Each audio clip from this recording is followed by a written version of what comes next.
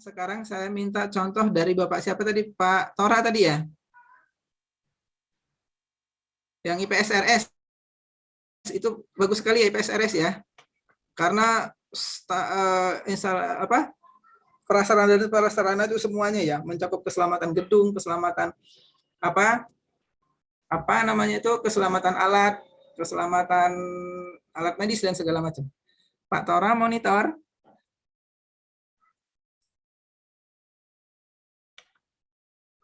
Pak Torang.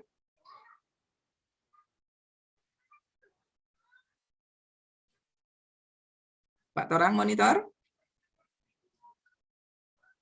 Belum tersambung ya. Siapa yang pengelola MFK? Ada yang pengelola MFK enggak? Manajemen fasilitas keselamatan? Atau ada yang di bagian gizi rumah sakit? Ada? Pak siapa? Oke. Ujian kesehatan lingkungan, Pak. Kegiatan apa Pak yang dilakukan? Pak siapa? Pak siapa Pak dari kesehatan lingkungan? Julius, Pak. Pak Julius. Mana nih Ya. Pak Julius? Pak Julius. Biasanya di atas ya. Pak Julius Bria ya? Ya, betul, Pak. Family. Oke. Ya, betul, Pak. Pak Brius, tugasnya apa Pak di sana Pak? Sana pengelolaan limbah B3, limbah cair. Oke. Limbah Kita infeksius. ambil B3-nya. Yang dikelola yang kegiatan B3 satu saja Pak.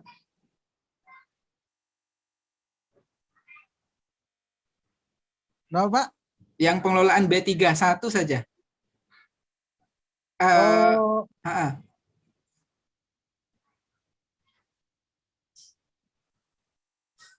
Halo? Halo? Kegiatan Pak Julius satu saja. Pengelolaan B3-nya dalam pengelolaan apanya? Apakah pembuatan neracanya? Apakah di tempat pembuangan sementaranya? Apakah di transporternya? Di transporternya, kemudian yang pembuangan limbah oleh tenaga kesehatan, cleaning service, di neracanya juga, Pak. Oke. Berarti kita ambil pengumpulannya saja ya Pak. Pengumpulan limbah untuk ke TPS dulu ya. Iya. Pengumpulan limbah dari ruangan ke TPS, begitu ya? Iya, Pak. Itu ya. Oke. Berarti ada dua kegiatan di sini. Satu tadi sudah dijelaskan oleh Bu Lili, yang kedua ini dari Pak Julius. Ini adalah pengumpulan limbah B3. Nanti namanya sesuaikan dengan rumah sakitnya masing-masing. Identifikasi bahayanya apa Pak Julius? Tolong saya dibantu. Dari fisika, biologi. Mungkin ya tertusuk, mungkin. Sebelum tertusuk. Identifikasi bahayanya. Biologi mungkin Pak. Biologi, kimia. Kimia dulu aja ya. Ya Pak. Kalau SPED itu bisa nggak kira-kira? Kayak kimia saja dulu ya. Kimia. Kira-kira apa resikonya Pak? Iritan bisa nggak? Mungkin bisa tertelan, ya keciprat kena bagian tubuh. Tertelan, terciprat lah, seperti terciprat. Kemudian terhirup ya? Terhirup dan lain-lain ya? Ya Pak. Nah, kira-kira mau dikasih nilai berapa Pak Julius? Peluang kecelakaannya? Peluang terjadinya? Peluang terjadinya 2 Pak. 2 saja ya, nanti coba kita lihat ya. Keparahannya? Keparahannya 2 Pak. 2 semua. Berarti di sini 4. Ya Pak. Ya 4. 4. Coba kita lihat ya. Risk grading metriknya ya, berapa ya dia ini? Kalau 4 itu. Risk grading metric. Peluang.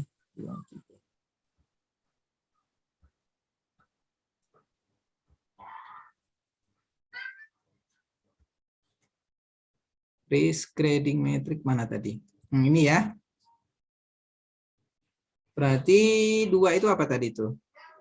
2 unlikely ya. Kemungkinan suatu kejadian mungkin terjadi pada beberapa kondisi tertentu. Oke. Bisa pada saat pembawaan, pada saat pengumpulan ya, bisa. Kemudian akibatnya 2, memerlukan perawatan P3K. Oke, kalau terkena cipratan anggaplah iritan dan segala macam ya, anggap Iya, sederhana Pak. dulu seperti itu ya. Oke, sepakat saya ya, 2 ya. 2, tinggal kita lihat nilainya berapa ya. 2, 2, 2 R, apa ini R? R itu rendah ya, tuh rendah. Rendah, manajemen pengendaliannya, resiko cukup ditangani dengan prosedur rutin saja. Oh ini gampang, ini enak nih ya. Oke, resiko cukup ditangani dengan prosedur rutin saja. Oke. 2 berarti di sini R rendah. 4 ya rendah, berarti di sini hierarkinya eliminasi kira-kira apa di sini? Nggak usah lah ya, karena prosedur rutin saja ya. Iya, Substitusi juga nggak usah. Ada nggak kira-kira kita modifikasi lingkungan Pak di sana? Ada nggak yang Pak Yulis lakukan modifikasi lingkungan? Untuk modifikasi lingkungan, pokoknya nggak ada, Pak. Kalau nggak ada nggak apa-apa, nggak usah dituliskan. Kalau prosedur rutin berarti ada di ADM. Tuh, berarti apa di sini? SOP. Selesai. APD-nya apa Pak di sini? Enskun, masker. Handphone ya. Masker ya. Nah, cukup ini saja karena prosedur rutin kan perintahnya kan. Masker. Tuh. Tanda tangan di sini wewenang adalah Pak Julius ya. Nah, di sini peraturan limbah berapa Pak? Permen, kalau satunya Permenkes yang nomor 7 2019. Oke. Kemudian yang satunya Permen LH nomor 56 tahun 2015, Pak. Oke, setuju. 7 2019. Ini yang PMK ya. Ya, Yang PMK 7 2019. Yang LH ini 56 apa 2015. namanya 56 2015. Satu lagi yang paling terpenting di atas undang-undang di atas permen, di atas pembantu presiden itu ini 2015 ya. Itu adalah Undang-Undang Nomor 32 tahun 2009. Ini dia tata kelolanya. Ini lingkungan hidup nih. Tuh, tata kelola lingkungan hidup LHK. Jadi rumah sakit kalau limbah ini tercemar kepada masyarakat, di sini dijelaskan minimal 1 miliar rumah sakit terdenda. Rugi uang kan? Nah, sampai di sini ada yang kira-kira bisa dipahami nggak materinya? Makasih Pak Julius, Bu Lili ya. Pak. Bu Lili dan Pak Julius, makasih ya. Pak Torang tadi terputus ya. Oke. Ada gambaran nggak kira-kira teman-teman? Ada contoh medis nih di sini. Ada contoh pengelolaan kesehatan lingkungan. Ada nanti sini sebutkan lagi listrik. Nah, dan segala macam sesuai dengan kebutuhan rumah sakit Anda. Gitu. Jadi, satu form ini ya kalau formnya besar ya bisa mencapai 10 kegiatan, teman-teman. Nah, tapi ini sesuaikan lagi dengan rumah sakit Anda masing-masing. Gitu. Yang saya sampaikan ini adalah form yang paling sederhana, tapi ini yang paling diakui di akreditasi nantinya. Pengelolaan manajemen risiko rumah sakit, pengelolaan manajemen risiko K3. Gitu. Nanti ada manajemen risiko pasien safety lagi, ada. Tata kelolanya sama saja kok. Itu intinya. Sampai di sini.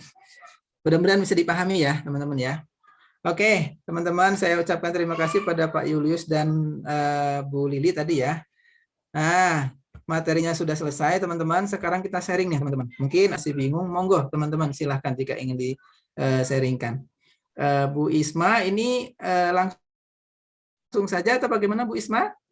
Baik, terima kasih Bapak sudah memberikan pemaparan materi yang sangat luar biasa. Sebelum adanya sesi tanya jawab aja udah ada yang dari peserta webinar hari ini. Baik, karena sudah ada yang bertanya di chat sebelumnya, sebelum sesi pemaparan tadi selesai, jadi dibacakan dulu ya yang sudah ada di chat room. Nah, untuk Bapak dan Ibu, apabila ingin bertanya, bisa raise hand atau bisa chat di chat room ya. Baik, kita akan bacakan dulu untuk pertanyaan yang pertama.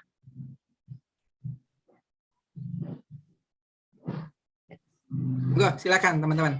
Ya, sebentar. Nah, ada pertanyaannya nih dari Ibu Sonia Amelia, salam Pak, izin bertanya. Apabila kita sudah membuat daftar resiko, kemudian kita monitoring terkait pengelolaan resikonya. Setelah itu dinilai resiko dan resiko sudah menurun, misalnya dari moderat ke low. Apakah Ya, resiko tersebut dihapus dari daftar resiko atau tetap harus dipantau? Oke.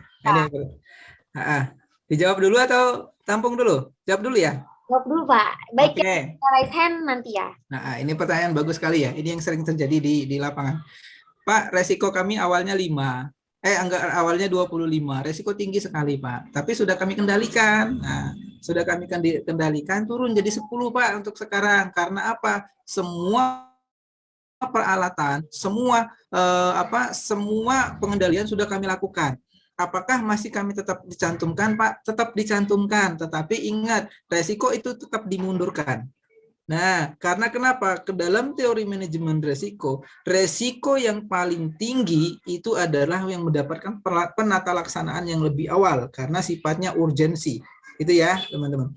Tetap dicantumkan, tetapi nanti direvisi kalau tadi dianggaplah dia di urutan ke-10, di form manajemen resikonya itu bisa ditaruh di paling-paling mungkin di urutan 40 atau urutan 50. Ingat, form manajemen resiko itu direvisi itu 1 bulan, 2 bulan, atau per trimester sesuai dengan kebutuhan perusahaan.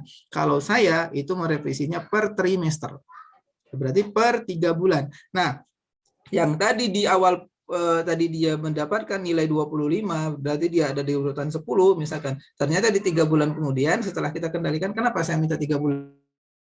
Kenapa nggak minta 2 bulan saja Pak Merizal? Kenapa nggak 1? Nah, kita minta anggarannya gimana kalau cuma 1 bulan, ya kan? Sementara nyairin anggaran rumah sakit itu susah loh. Jadi monggo Mbak Ibu nanti taruh di resiko yang paling-paling di bawah resiko yang paling tinggi. Nah, jadi utamakan lagi, ingat tadi pembuatan manajemen risiko, ditemukannya hazard baru, ada kriteria kerja baru, atau ada instruksi kerja yang baru. Nah, siapa tahu dalam 3 bulan ada jenis pekerjaan yang baru, misalkan pembuatan gedung rumah sakit, itu menjadi resiko yang paling utama di 3 bulan kemudian. Yang tadi yang 3 bulan ini, yang tadi resiko 10 turunkan karena nilainya sudah tidak 25, mungkin nilainya cuma 10. Gitu. Itu Bu siapa tadi? Ibu Sonia. Baik, terima kasih Pak Meirizal dan terima kasih atas pertanyaannya Ibu Sonia. Itu namanya PDCA ya. Maaf saya potong ya Bu Ismi ya. Itu namanya PDCA ya. Plan, do, dan check action tadi. Jadi per 3 bulan kalau saya ya, teman-teman sekalian. Ya, terima kasih Pak atas jawaban. Bu Ismi. Baik, pertanyaan yang kedua dari Pak Rahmat Hakiki. Izin bertanya Pak, untuk administrasi penggunaan obat, apakah termasuk dalam pengawasan K3? Bekerja dengan admin, dan saya mendapati resep obat daftar G berulang dengan jarak waktu yang dekat.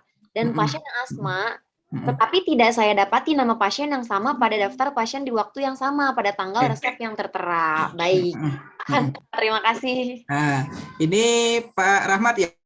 Ya, Pak Rahmat. Pak Rahmat, tolong baca peraturan nomor 11 PMK nomor 11 tahun 2017. Itu dia kalau resep obat itu tidak masuk dalam K3 karena dia berhubungan dengan pasien, masuknya dalam keselamatan pasien. Itu ada di standar nomor 4 kalau tidak salah ya.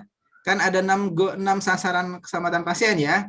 Nah, 6 sasaran keselamatan pasien mulai dari mengkaji manajemen risiko, kemudian itu adalah pendidikan tentang keluarga dan pasien dan segala macam.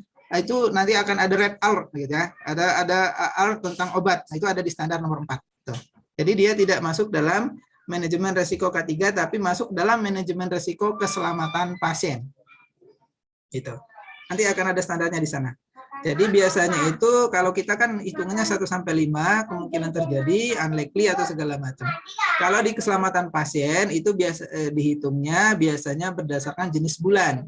Misalkan dalam 3 bulan terakhir ada nggak salah obat. Nah, kalau ada salah obat nanti Pak Rahmat boleh kasih nilai berapa. Gitu. Jadi masuk dalam keselamatan pasien ya. Tuh. Ya baik, terima kasih Pak Merizal. Terima kasih lanjut. Pak.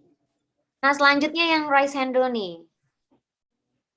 Yang raise hand dari Pak Ferdi. Silakan Pak Ferdi, mohon diaktifkan audionya.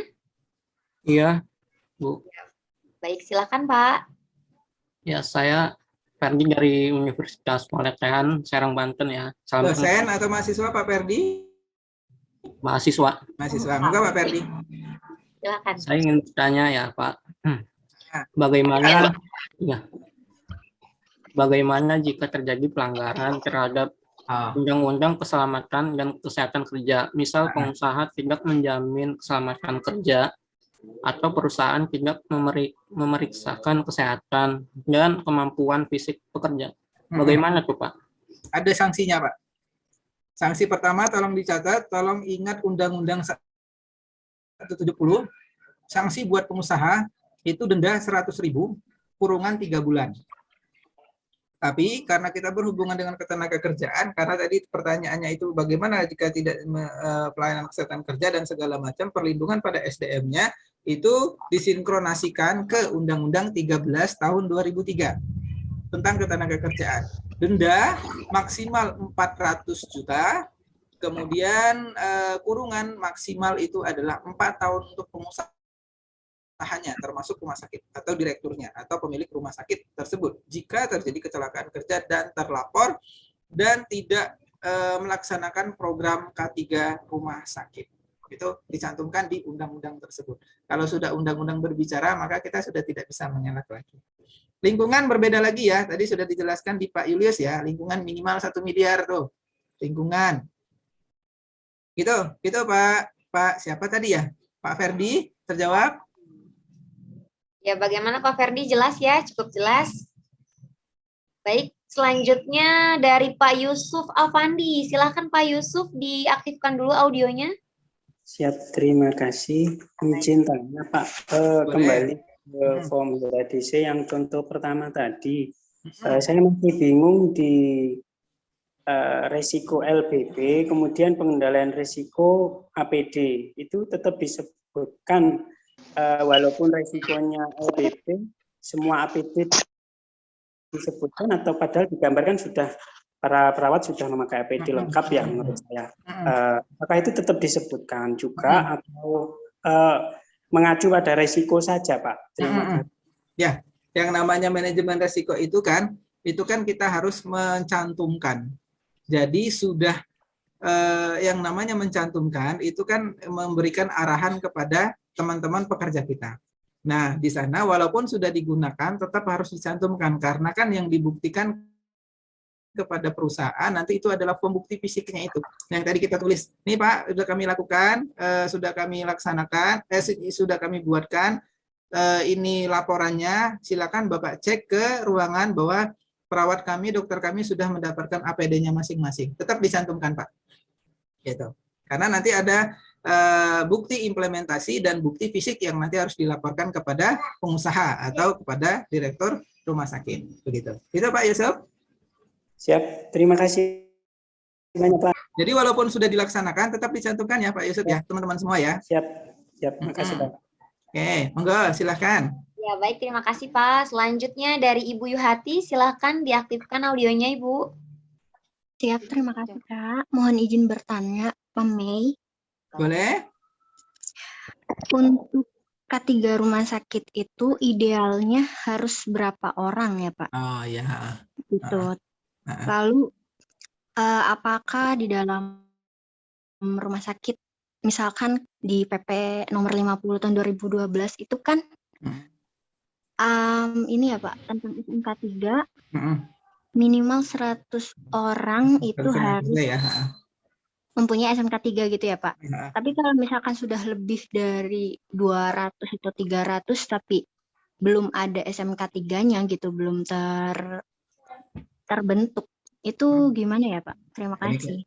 Kenyataan di lapangan ya. Karena kenapa? K3 itu yang saya tahu ya, memang dulu sudah berdiri di rumah sakit tapi masih belum menjadi perhatian. 2010 keluar yang namanya Kepmen ya. Kemenkes itu yang 1087 2010. Itu baru panduan. Ya. Nah, keluar lagi 2016. Yang 2016 ini adalah dari peraturan menteri. Memang sudah diwajibkan. Di sana itu tertara rumah sakit harus menjalankan yang namanya di pasal 2 pasal 2 itu menyebutkan sistem manajemen rumah sakit, sistem manajemen keselamatan kesehatan kerja rumah sakit. Nah, untuk mengetahui itu maka mengacu PP 50 tahun 2012. PP 50 2012 syaratnya itu ada di tenaga kerja itu jika sudah lebih dari 100 maka harus kata-katanya wajib. Ya. Nah, kemudian di bawah 100 jika mempunyai resiko tinggi juga wajib. Menyambung lagi dari Undang-Undang 13 tahun 2003 di pasal 87. Sama kata-katanya di PP 50 tahun 2012. Berarti itu sudah harus wajib. Memang di PP 50 2012 tidak mencantumkan denda. Dia mencantumkan itu adalah sanksi administratif dan sanksi terakhir itu adalah pencabutan izin. Itu kelemahannya, ya.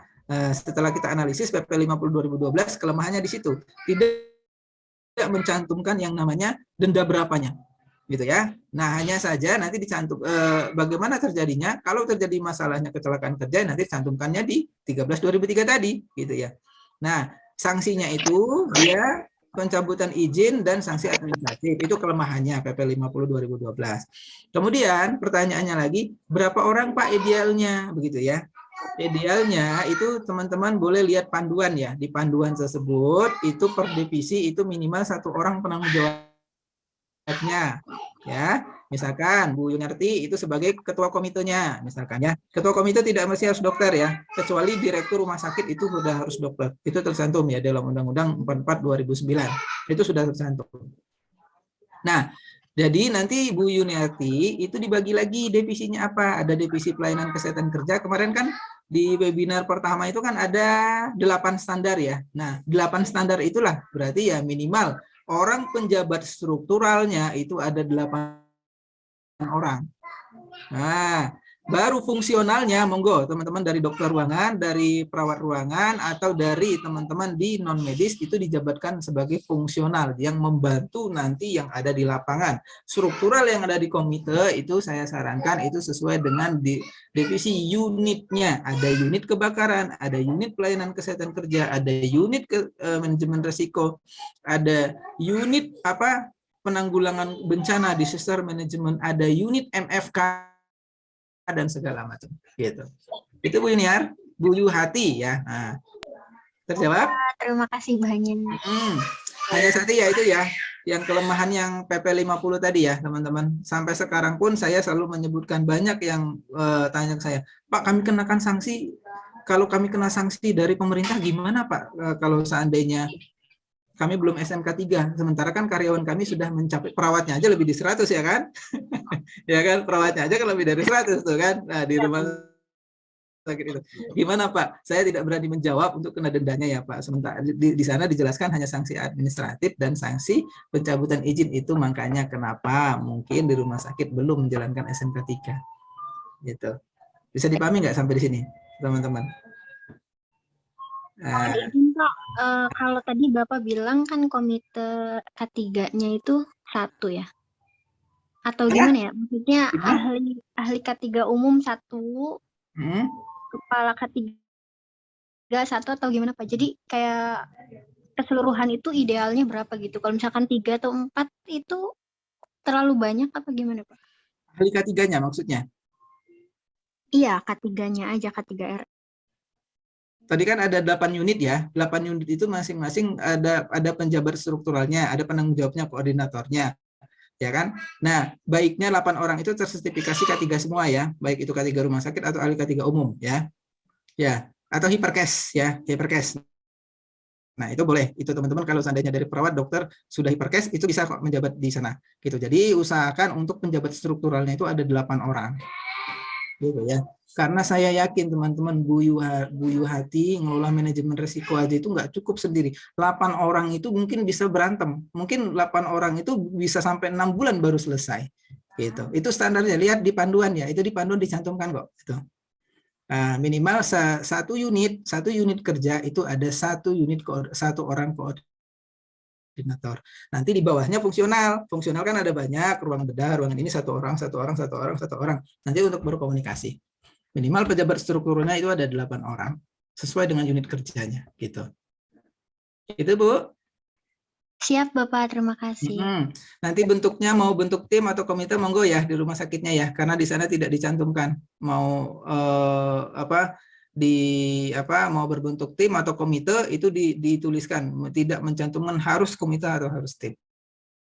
Monggo nanti sesuai dengan regulasi saja gitu. Mau tim boleh, mau komite juga boleh, atau mau divisi juga boleh, silakan sesuai dengan struktur rumah sakitnya masing-masing gitu. Baik, terima kasih Pak Merizal. Selanjutnya pertanyaan dari Pak Julius. Silahkan Pak Julius, tolong diaktifkan dulu audionya. Terima kasih. Baik, mohon izin Pak Rizal, Pak. Boleh. Silakan, Mbak. Saya sambil minum ya. Mau nanya, Pak. Kalau kita menerapkan SMK 3 di rumah sakit, tetapi tidak didukung oleh manajemen, itu solusinya gimana, Pak? Ini saya bingung jawabnya ini. Karena ya memang kalau menjalankan SMK 3 itu ada 5 tahap. Ya, 5 tahap. Nomor tahap pertama itu ada kebijakan, Pak Julius, teman-teman. Kalau kebijakan mereka sudah angkat tangan, nggak usah jalin tahap selanjutnya. Nah, Pak, gimana ini Pak, pekerjaan mau gimana ya kalau ahli K3-nya aja, rumah sakitnya aja tidak mau komitmen kok, gimana mau melanjutkan selanjutnya, sementara kan nanti ahli K3, SMK 3 perlu yang namanya melaksanakan audit.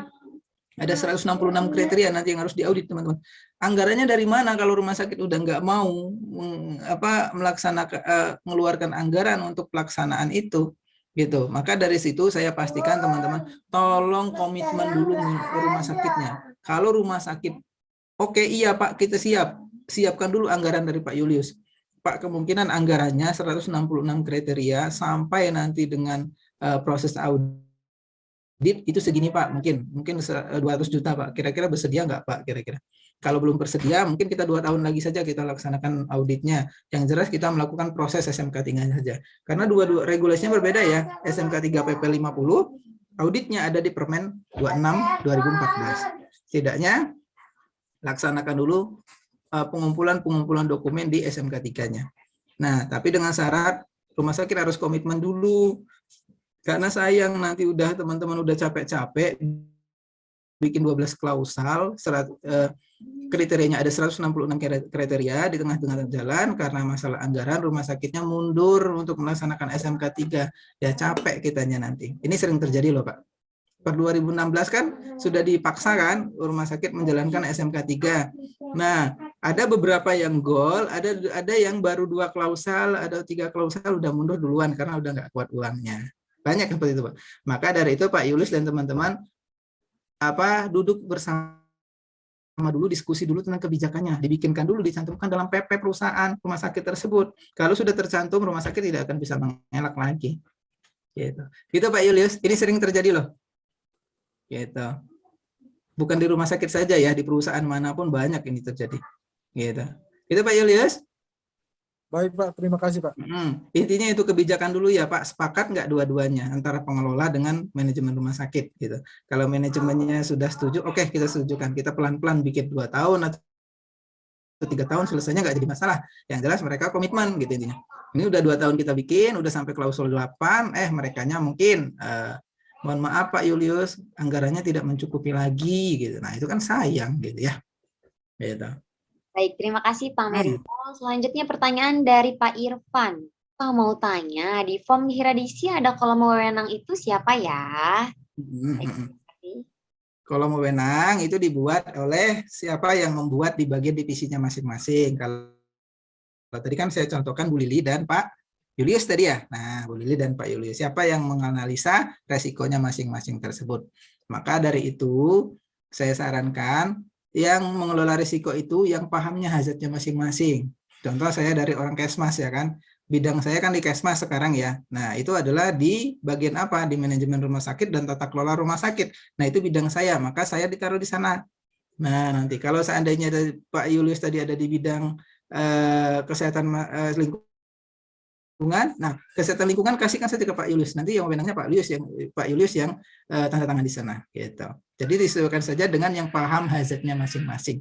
Nah, tetapi hazardnya masing-masing dia sudah paham K3 dulu teman-teman, gitu. Baru tadi di bawah POM itu ada pengesahan itu disahkan oleh Sekre P2K3 atau Komite K3 Rumah Sakit gitu. Bisa Baik. dipahami nggak kira-kira? Ya, bagaimana Pak Irfan? Sangat jelas ya Pak Irfan. Baik, selanjutnya pertanyaan dari Ibu Lili. Pak, saya mau tanya contoh KNC, KTD, KPC, dan KTC dalam kecelakaan kerja. Terima kasih Pak. Jadi kita balik ke dasar-dasar ya. KTD, KNC, KPC ya. Jadi begini, saya tidak menjelaskan itu deh. Saya jelaskan NIRMIS dan kejadian tidak diharapkan saja ya. Yang namanya kejadian tidak diharapkan itu secara global itu disebut dengan namanya insiden. Ya, insiden pengertiannya itu adalah kejadian yang tidak diharapkan yang dapat menyebabkan kerugian. Nah, mau teman-teman mau sebutnya KTD boleh, silakan. Kemudian ada lagi selain itu ada KPC, ada KNC, itu adalah asidennya. Kalau asiden itu adalah kejadian yang tidak diharapkan tetapi sudah menyebabkan kerugian. Gitu ya. Teman-teman monggo kalau di rumah sakitnya mau masih pakai KTD, KNC, KPC silakan. Kalau saya sudah jarang pakai itu ya, saya pakainya dua kategori tadi. Karena laporannya per tahun itu di yang segitiga saya sebutkan tadi. Dari 600 ya, 600 yang terdata oleh Ibu misalkan ya. Mungkin yang menyebabkan rugi hanya 70 ya kan. Nah, berarti kategori rugi itu adalah asiden. Kalau yang 600 tadi baru insidennya, KTD-nya itulah tadi KTD-nya. Nah, jadi itu yang dipakai nanti ya. Kalau masih mau pakai NIRMIS, monggo silakan nantinya, silakan.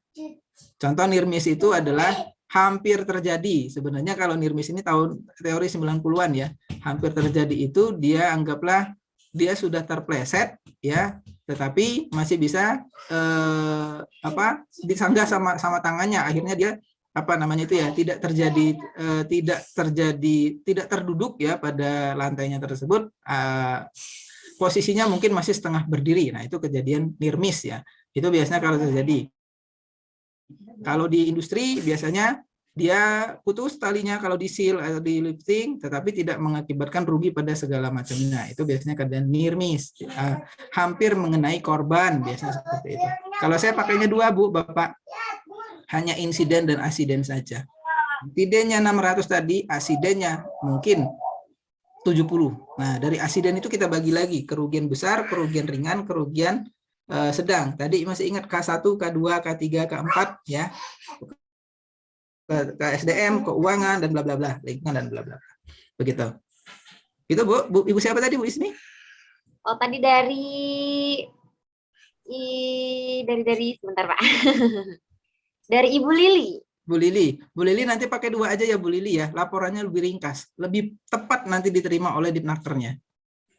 Gitu. Baik, terima kasih Pak. Terima kasih Ibu. Selanjutnya pertanyaan dari Pak Rahmat Hakiki. Izin Pak, bisa dilihatkan contoh bagian strukturnya Pak. Terima kasih. Struktur ini. Struktur P2K3 di rumah sakit. Silakan Pak Rahmat, bisa diaktifkan dulu audionya Pak. Pak Rahmat.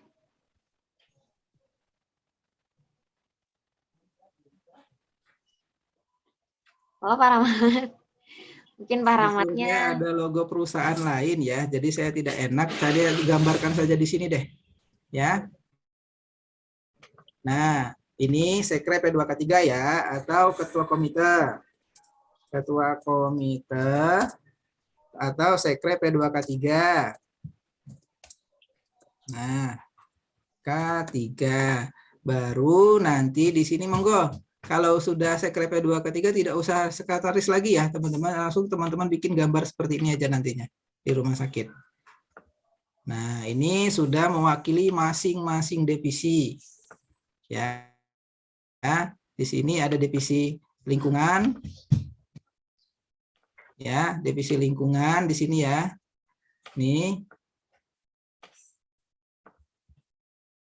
Divisi lingkungan, di sini ada divisi kesehatan, di sini ada divisi limbahnya, di sini ada divisi disaster management, misalkan ya di sini ada divisi pengelolaan kebakaran dan segala macamnya. Nah, Nanti silakan teman-teman adopt dari sini saja ya, dari sesuai dengan rumah sakitnya masing-masing ya. Nah, ini namanya siapa?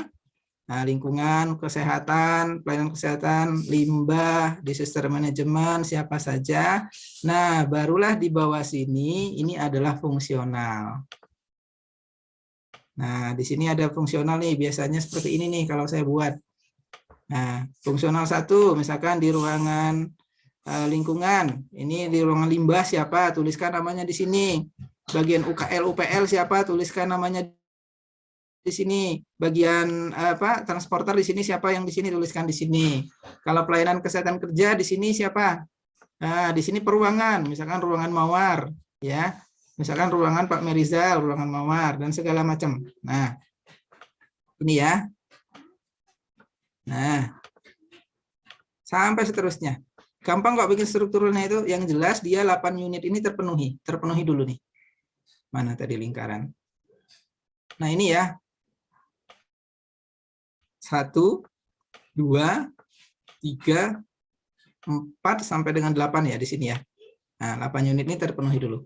Nah, ini monggo nanti. Berarti kalau sini sekre 2 ke 3 tidak usah lagi ada sekretarisnya, langsung kepala divisi saja di sini. Divisi keselamatan lingkungan, divisi kesehatan kerja, divisi keselamatan gedung di sini ya. Divisi MFK, divisi kebakaran, divisi ini dan bla bla bla dan segala macam. Nah, yang ini boleh fungsional. Tuh, ya. Yang bawah sini. Jadi mohon maaf saya tidak bisa melihatkan ya karena ada logo perusahaan orang lain ya. Nah, itu ya. Bisa dipahami nggak Pak Rahmat kira-kira? Baik, silakan Pak Rahmat, apakah sudah jelas?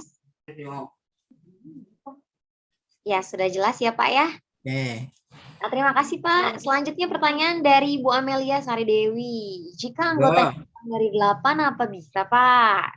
Ya, terima kasih Pak. Gimana? Jika anggotanya kurang dari 8 orang apa bisa Pak? Ya. Bisa-bisa saja sih, nggak jadi masalah. Ya. Tapi ya nanti ya teman-teman gimana kalau nanti ada laporan kan kalau sudah berbentuk P2K3 kan sudah setiap 3 bulan kita harus laporan ke Depnaker. Binwasnaker kita laporan per 3 bulan. Kalau sudah terbentuk di rumah sakit tersebut. Nah, nanti teman-teman yang monggo silakan mau dia di apa? Ya kalau banyak orang itu ya cantum nama gitu ya monggo lah silakan seperti apa ya teman-teman. Tapi saran saya sih 8 sesuai dengan anjuran dulu saja ya teman-teman ya. Gitu. Bisa dipahami nggak kira-kira? Kalau udah di lapangan wah pasti nih Pak pinjam nama dong. Oh monggo silakan. Yang jelas nanti 3 bulan bisa jawab deh gitu. Enggak, silakan. Baik, sangat jelas ya. Terima kasih Pak Merizal. Nah, selanjutnya ada pertanyaan lagi. Wah, keren nih. Masih sangat aktif ya. Banyak sekali yang bertanya. Sangat antusias sekali peserta kita hari ini. Baik, izin moderator, izin Pak Mei. Mungkin Bapak bisa sharing ke kami dengan pengalaman Bapak mengenai unsafe action dan unsafe condition yang sering terjadi di rumah sakit. Oke. Terima kasih, Pak. Nah, saya jelaskan ya, unsafe ini penyebab kecelakaan kerja langsung. Penyebab kecelakaan kerja itu kan sebenarnya ada 2. Ada penyebab kecelakaan kerja langsung, ada penyebab kecelakaan kerja tidak langsung.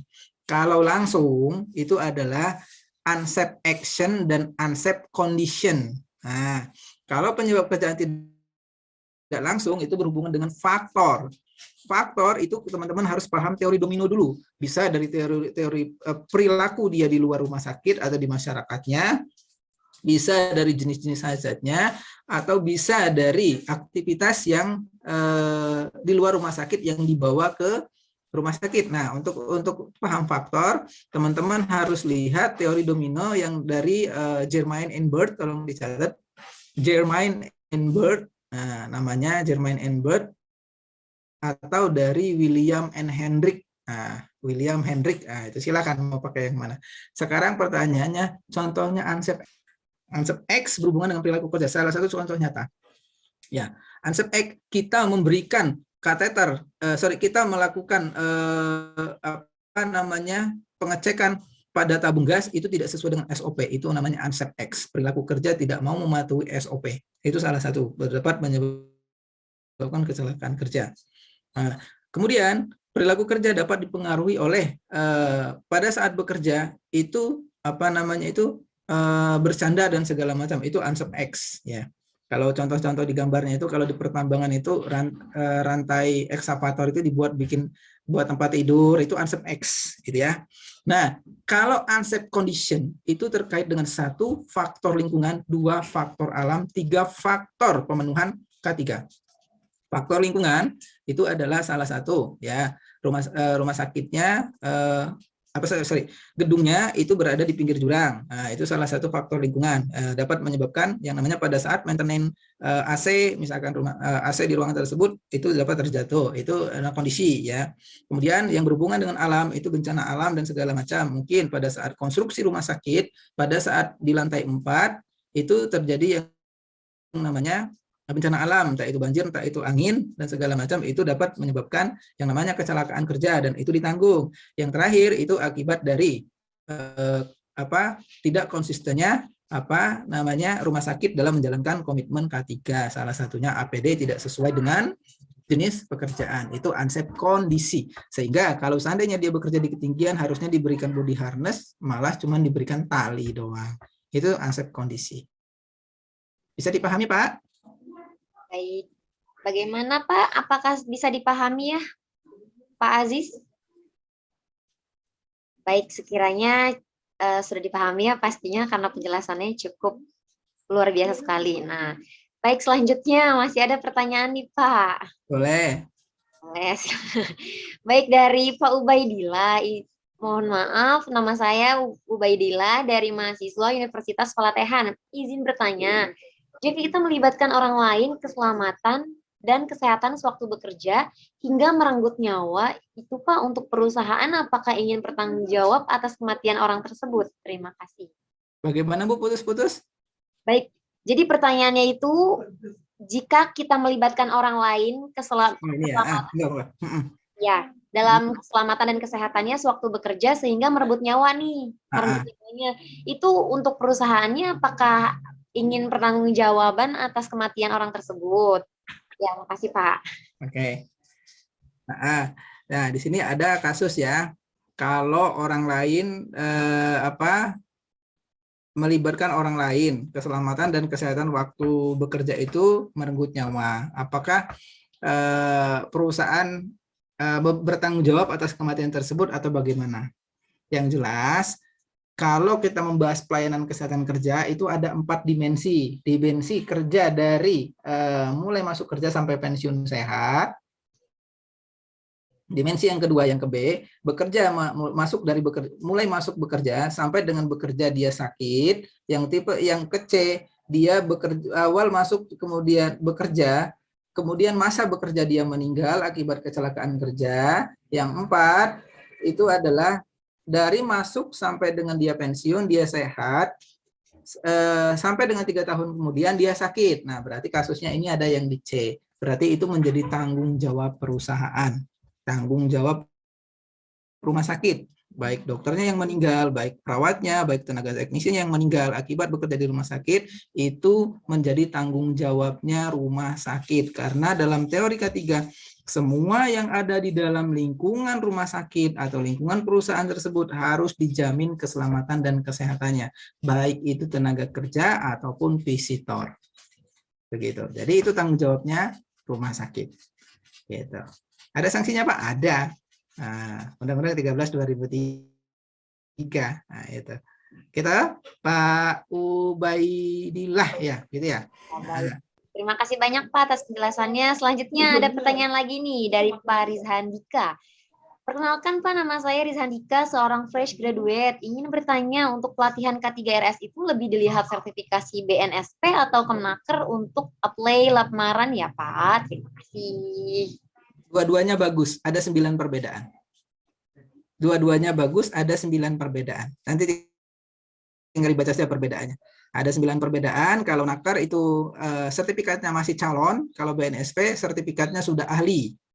Perbedaan nomor pertama. Bagaimana mendapatkan ahlinya? Harus mendapatkan SKP di rumah sakit dulu. Rumah sakit mana ibu bekerja itu nanti keluar SKP. Kalau BNSP itu tidak. Setelah dia dikatakan lulus karena dia jabatannya adalah kompetensional, maka dia langsung mendapatkan sertifikatnya ahli. Tetapi harus diperpanjang per 3 tahun sekali. Itu perbedaan nomor pertama ya. Nah, kemudian yang kedua, secara lisensi BNSP bisa dibawa di internasional, Naker bisa hanya dibawa di nasional, karena tugasnya Naker itu ada di Permen 292, mengawasi seluruh tenaga kerja yang ada di seluruh Indonesia. Sampai dengan 9. Nah, itu. Dua-duanya bagus, tergantung rumah sakit mau yang pakai yang mana. Gitu. Baik, terima kasih Pak Merizal. Selanjutnya pertanyaan lagi dari Pak Ferdi. Pak Punten, saya ingin bertanya lagi, identifikasi dan pemeriksaan semua sumber resiko klinis internal dan eksternal. Nah, saya ingin menanyakan, resiko internal dan eksternal apakah bisa menyebabkan lingkungan terkena resiko internal dan eksternal?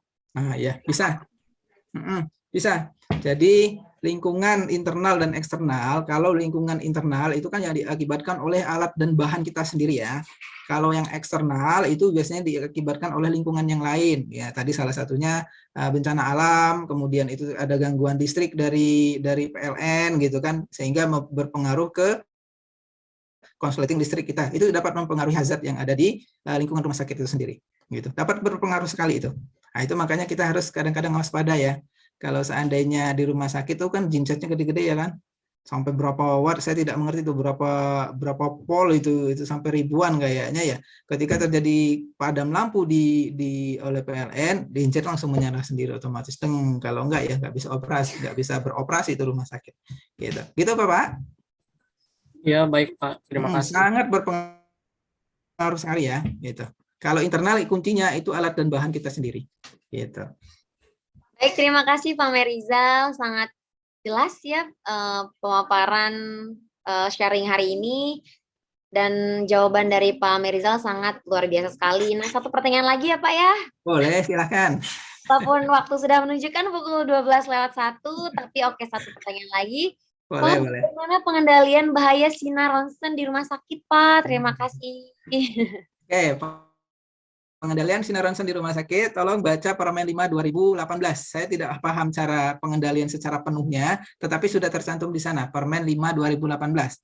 Di sana itu ada ronsen vision dan non-vision ya. Di situ masing-masing pengendaliannya berbeda-beda, itu sesuai dengan hierarkinya juga berbeda-beda. Hierarkinya masih dari eliminasi sampai dengan substitusi, tapi untuk secara keseluruhannya saya tidak terlalu hafal ya untuk yang radiasi yang di rumah sakit ya, ada radiasi vision dan non vision. Nah, di sana ada pengendaliannya, ada penghitungannya masing-masing, ada rumusnya. Gitu. Itu Pak siapa?